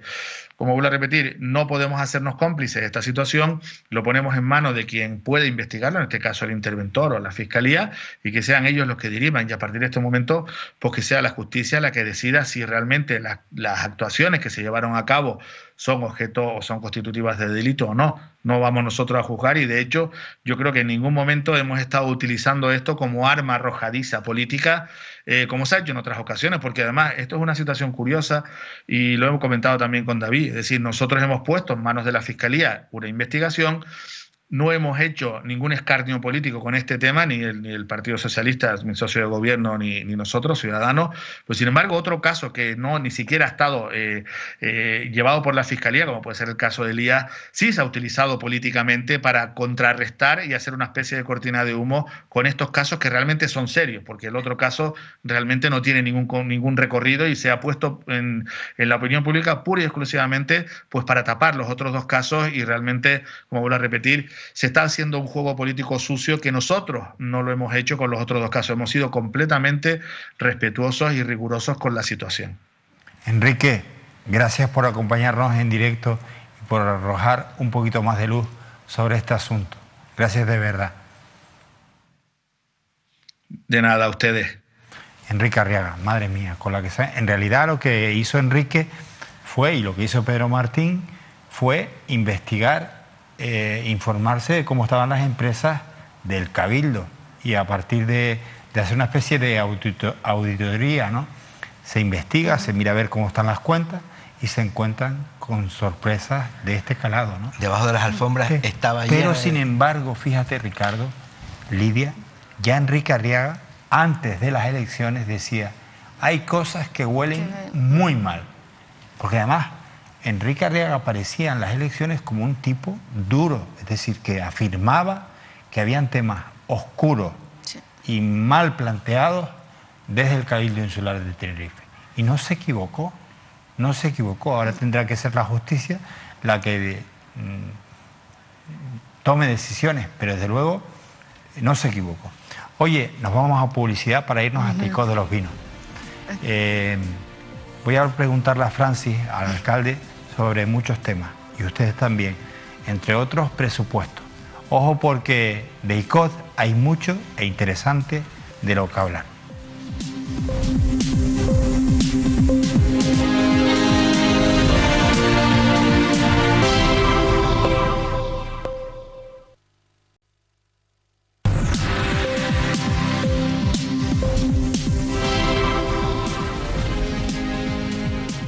Ya está con nosotros el alcalde de Icod de los Vinos. Si hay alguien a que le pueden poner todos los palitos que quieran en la rueda, ese es Francis. Que no me digan cómo, los sortea absolutamente todos, ¿no, Ricardo?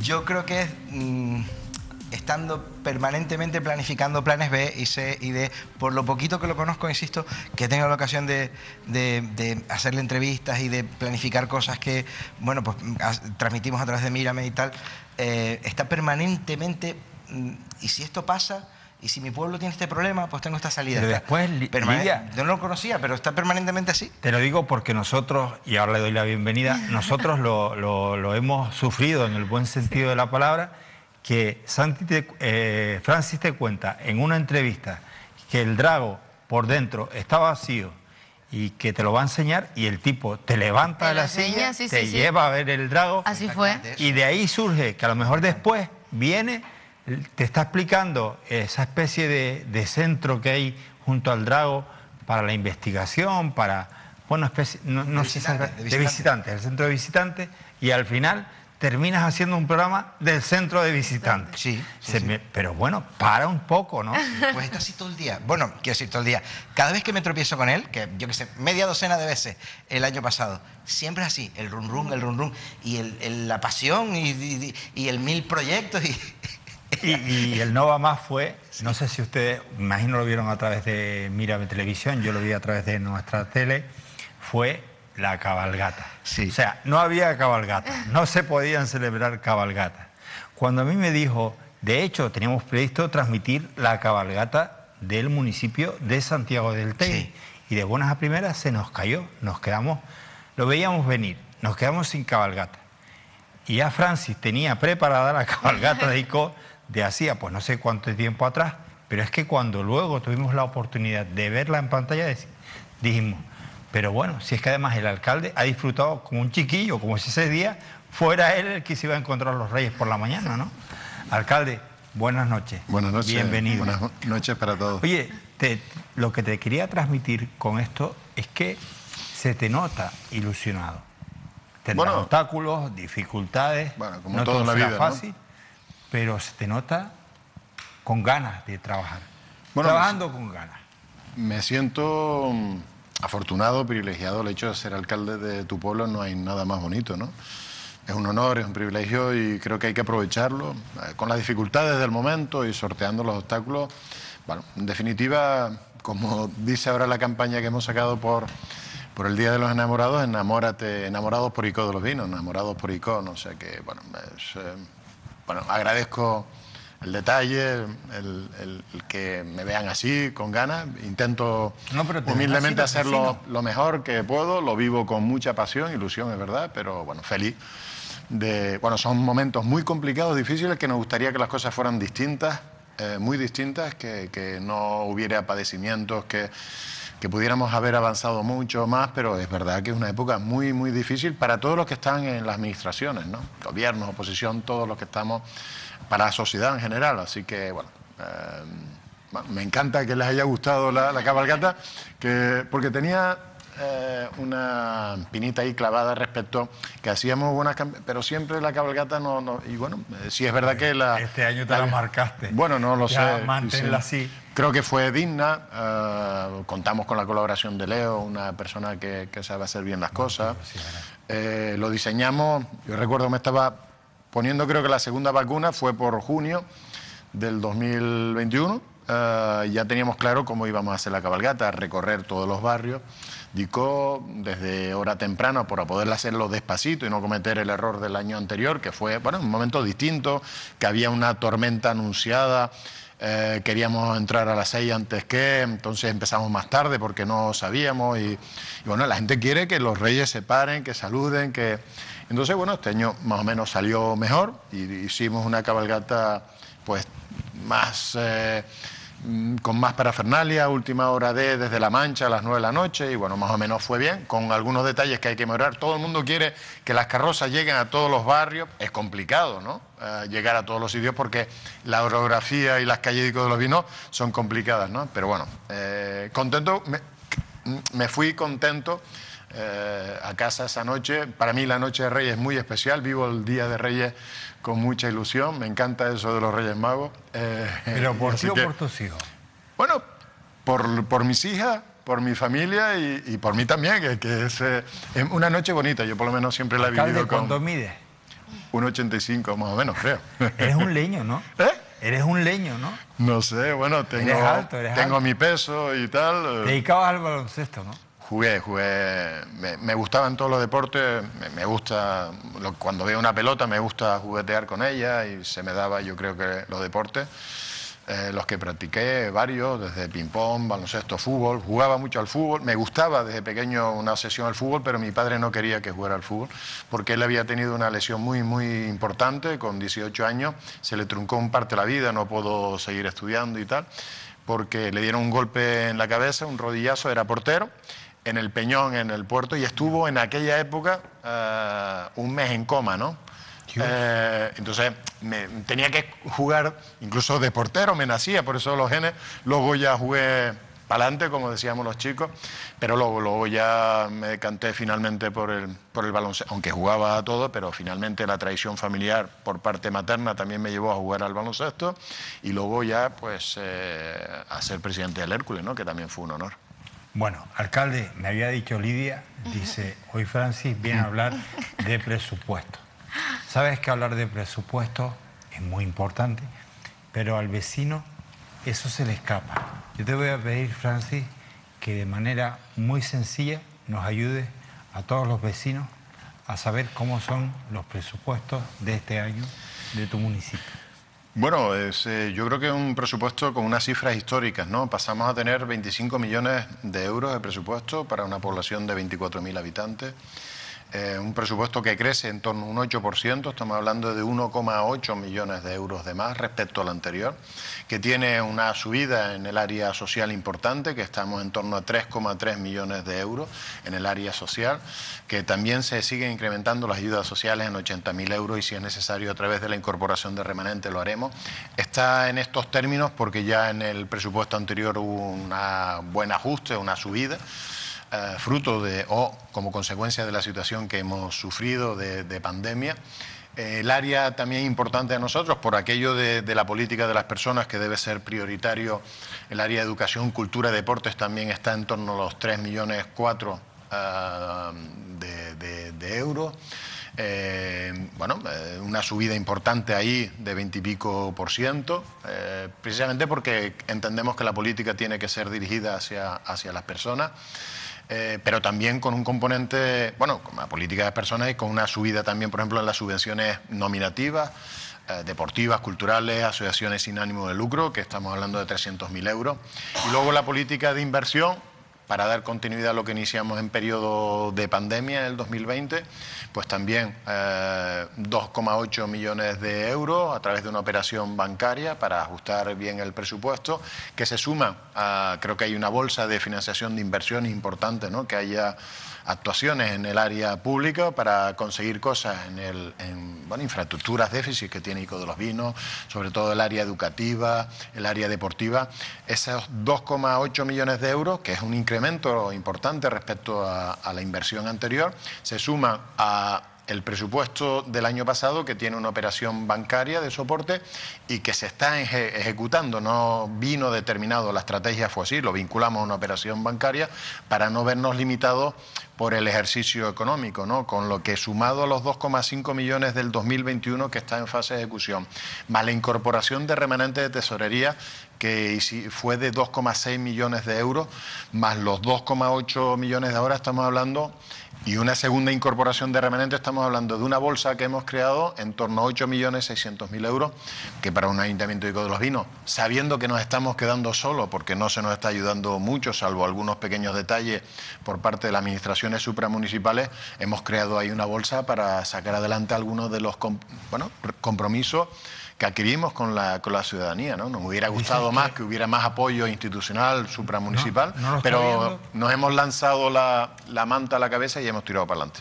O sea, por ejemplo, el Cabildo, el Gobierno de Canarias, no se está mojando... Hombre, tú has conocido, te voy a poner un ejemplo que es recurrente, pero es así, y pone de manifiesto lo que hemos sufrido en ICO. Hay una consigna, en el caso de ICO de los Vinos, gobernado por una formación, pues gobierno liderado por Francis, Coalición Canaria, aunque estemos en pacto con un concejal de Ciudadanos, hemos sufrido situaciones como la que tú has conocido y te he contado, de una oficina liquidadora a punto de abrir en ICO de los Vinos, casi 300.000 euros tirados a la basura.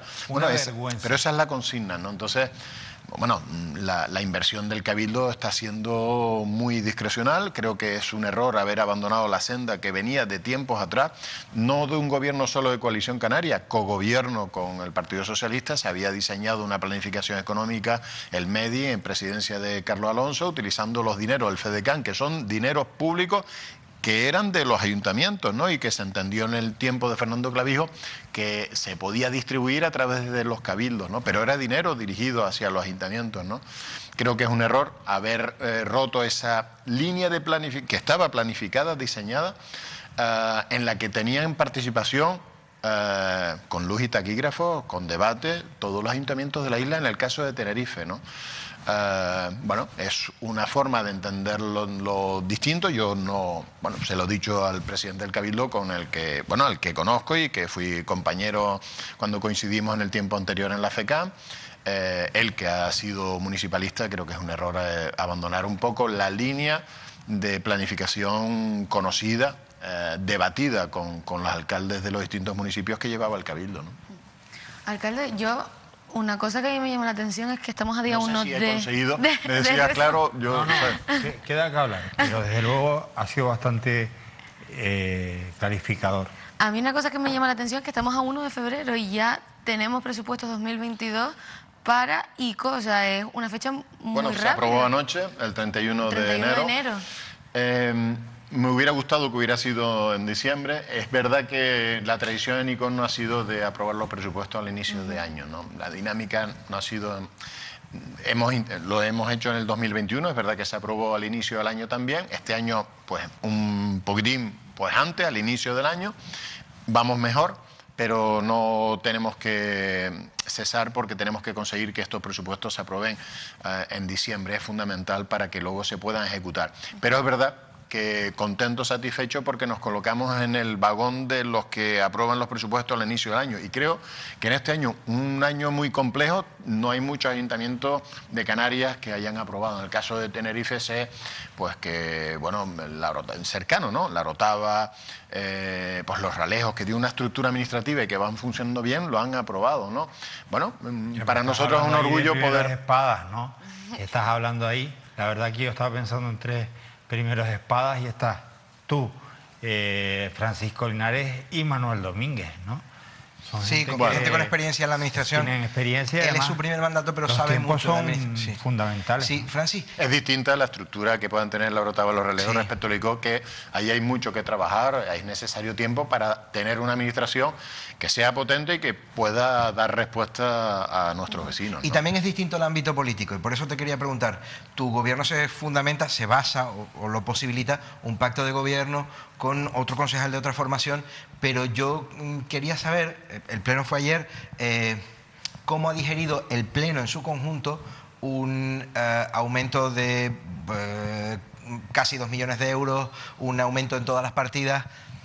¿Han recibido el resto de los concejales que no gobiernan de un modo, en un ten con ten cordial, han sugerido, propuesto, intentado mejorar? ¿O en la política local, en ICOD, que no lo conozco y por eso te estoy preguntando y te lo pregunto en público, es un poco como el Parlamento español en estos últimos tiempos? Bueno, desgraciadamente es un poco así, ¿no? Creo que de mucho ruido, mucho teatro y de poco. Es verdad que a lo mejor uno peca y yo, pues me ves que voy como una moto, ¿no? Y es verdad que coger el ritmo a lo mejor cuesta y a lo mejor tengo que pedir disculpas por la dinámica que intentamos darle a todo, ¿no?, la vida municipal. Lo cierto es que sí creo que se quedaron en la superficialidad y montando follones en las redes, confundiendo a la ciudadanía. Me explico, ¿no? Yo me había marcado como objetivo tener un presupuesto no más allá de finales de enero, ¿no? Y bueno, lo hemos conseguido. Convocábamos el pleno la semana pasada, dentro con los tiempos, un pleno extraordinario porque estaba fuera del ordinario, sabes que se celebra siempre el último martes de mes.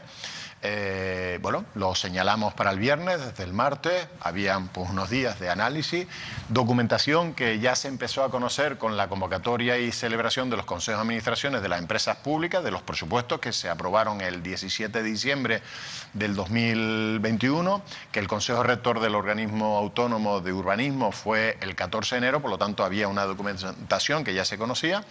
El miércoles me empezó a llegar que tenían algunos problemas para descargar el punto de vista informático o algunos de los archivos y tal. A partir de ahí, pues el jueves que teníamos preparación del pleno, los compañeros de gobierno, les propuse el jueves por la tarde, pues que en el pleno del viernes proponer, cuando llegáramos, se aprobó la plantilla de la gerencia, la plantilla del personal del ayuntamiento y el tercer punto era el presupuesto municipal.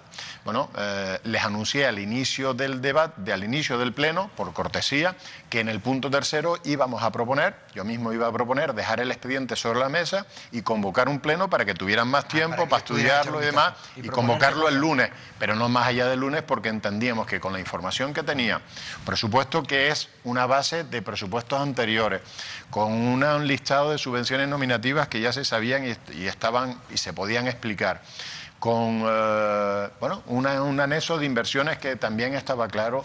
Bueno, con esa información creo que podíamos celebrar el pleno, ¿no? Es posible, seguramente siempre se demanda pues más tiempo y más información. Nosotros entendimos que, bueno, el viernes no, porque me han dicho, vamos a no cerrarlo, vamos a convocar, el fin de semana se puede analizar, se pueden presentar enmiendas y convocamos para... Bueno, la respuesta fue, cuando llegamos al punto tercero, es que anunciaron que se fueron del pleno y se fueron, ¿no? Porque entendían que, bueno, nosotros seguimos explicando, desde mi mandato se retransmiten a través del Facebook municipal, ¿no? Y seguimos explicando, no para las paredes, porque era por videoconferencia, algunos podían comparecer, pero sí para la ciudadanía que tenían la posibilidad de estar conectados a través del Facebook municipal, ¿no? Volvimos al pleno el lunes y bueno, salieron adelante, ¿no? Se presentaron algunas enmiendas, las del Partido Popular por unos 100 y pico mil euros, que le decíamos que ya estaban dentro de las previsiones y que con el ajuste podíamos sacarlo adelante y que era difícil plantear y aceptar las enmiendas porque planteaban detraer unas cantidades de algo que no podíamos tocar, y luego el principal partido de la oposición, Alternativa y Codense, planteó pues un disparate de enmiendas, tengo que decirlo, porque, vamos, porque entiendo más que es una ofensa y una tomadura de pelo. Es decir, si tú presentas una enmienda y propones subir algo, tendrás que quitar algo. Y lo que hicieron es proponer aumentar las partidas en 2 millones de euros, pero solo quitar 175.000 euros, ¿no? Yo creo que eso es más que una tomadura de pelo, ¿no? O no conocen o no saben, que yo creo que ya tienen cierta experiencia, o más bien es un tema de teatro, de haber armado follón, de decir que es que el alcalde... Yo sé que imprimo dinámica a las cosas y a lo mejor es mi error. A lo mejor es mi error y lo siento, pero no está hecho ni con mala fe ni con mala intención y en cualquier caso dentro del marco legal siempre. Es verdad que seguir el ritmo, me lo dicen los propios compañeros, tú mismo me lo decías, que voy como una moto, pues ahora estoy aquí, ¿qué hora es? Pues las 11, pues esta mañana también, es decir, no lo sé, lo vivo Ricardo, con intensidad y a lo mejor ese es mi pecado, ¿no? ¿Quién mejor que él para responderte sobre eso? Pero yo te voy a responder a una percepción que me transmite mucho el icodense, ¿no? Yo últimamente voy mucho por Icod, me muevo mucho por esa zona y además conservo allí muy buenas amistades. Y le pregunto, ¿no? Le pregunto por la política, lo típico, oye, ¿cómo lo ves tú? ¿Cómo ves esto? ¿Cómo ves lo otro? Y la sensación que hay en Icod de los Vinos es que el pueblo va por un lado y la oposición, no el ayuntamiento, la oposición va por otro.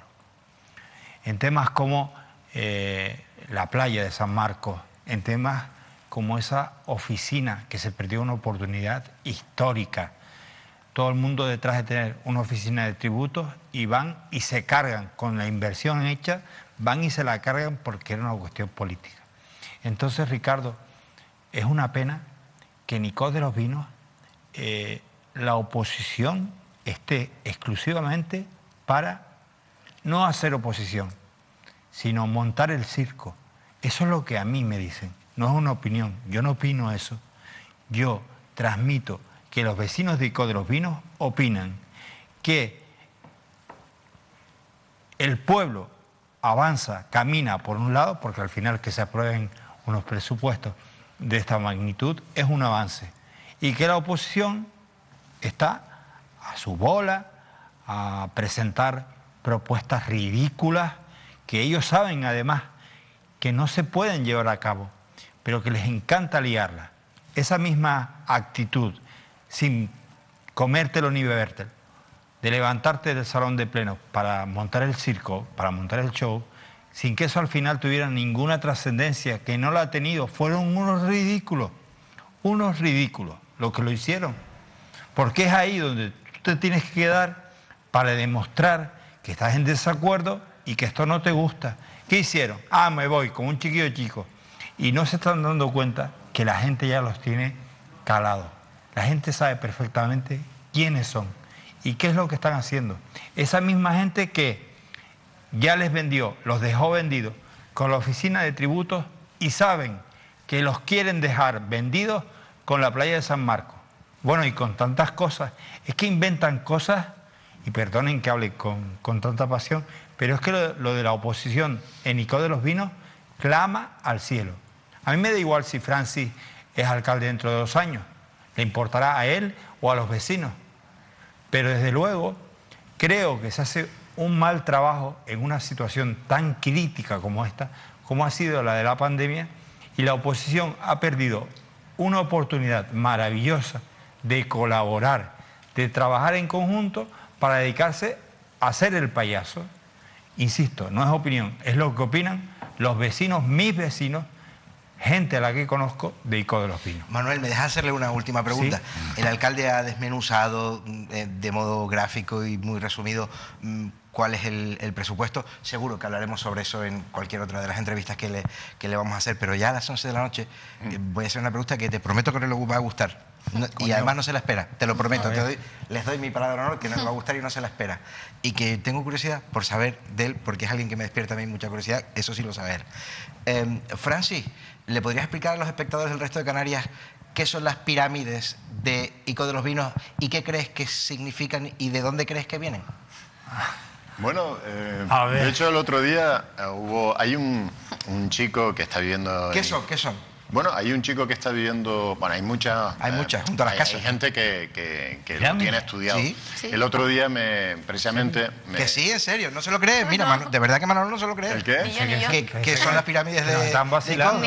Sí, bueno, yo te explico. El otro día, me acordaba ahora, el otro día llevaba Fitur porque me lo pidió un chico de ICO, joven, bueno, un adulto, ¿no? Pero bueno, yo digo joven porque es de mi misma edad, ¿no? Me mandaba un libro que presentamos en ICO, en la Sociedad Centro Icodense, hace unos meses, y que, bueno, da una versión, es un estudio interesante sobre las pirámides, ¿no? Hay mucha discusión. De hecho, mi padre lo relativizaba un poco, diciendo que eran acopios de piedras que para resolver los problemas de la orografía se cultivan. Bueno, hay varios estudios que ponen de manifiesto que esas pirámides pues tienen que ver con los solsticios, ¿no? Con el invierno, con la llegada de ahí, que los vinculan a nuestros antepasados, los guanches, ¿no? Me daba un dato interesante, una línea de investigación que se ha abierto, que es a través de los líquenes, ¿no? Que podían determinar que no era, claro, la antigüedad, que no era un acopio de materiales como consecuencia de la colonización, sino que incluso eran de la época de nuestros guanches, ¿no? Porque no eran agricultores. Que no eran agricultores los que fueron los creadores de... Bueno, pues eso son pirámides mágicas, ¿no? Como ICO de los Vinos, que es el único pueblo de Canarias, de España, que es pueblo mágico. ¿Y tú qué crees? Síguele tú. No, lo que te iba a decir es ¿por qué no vas con él y enseñas las pirámides? Sí, bueno, hay mucha gente hay muchos estudiosos que dan muchas explicaciones interesantes sobre los orígenes. Seguramente que como yo y como Lidia, una piña de gente, un fleje de gente. Pues déjame contarte a ti y a Lidia, seguramente, ayúdame en esto, seguro que has pasado más de una vez por más de una de las pirámides. Sí. Y tú también. Pues ya ahora tengo y tú también. Nos debes un reportaje. Nos debes un reportaje. Bueno, y además pueden hacer un reportaje muy bonito con gente que ha conocido y ha profundizado en el tema de las pirámides. Oye, nos vamos ya casi en las puertas del Día de la Virgen de Candelaria. Bueno. Y que sepan que en ICO también hay Virgen de Candelaria, ¿no? Sí, bueno, en muchas iglesias. Mañana precisamente se celebra en La Vega y luego también en el Paredón, en la Candelaria, ¿no? Ahí estaremos por la tarde, intentaré estar con los vecinos de un lado o de otro, ¿no? Aunque están muy juntas las celebraciones, ¿no? No habrá procesión, pero otro año será. Felicidades a todas las candelas mañana y a toda Canarias también, porque en cierto modo es nuestra patrona, ¿no?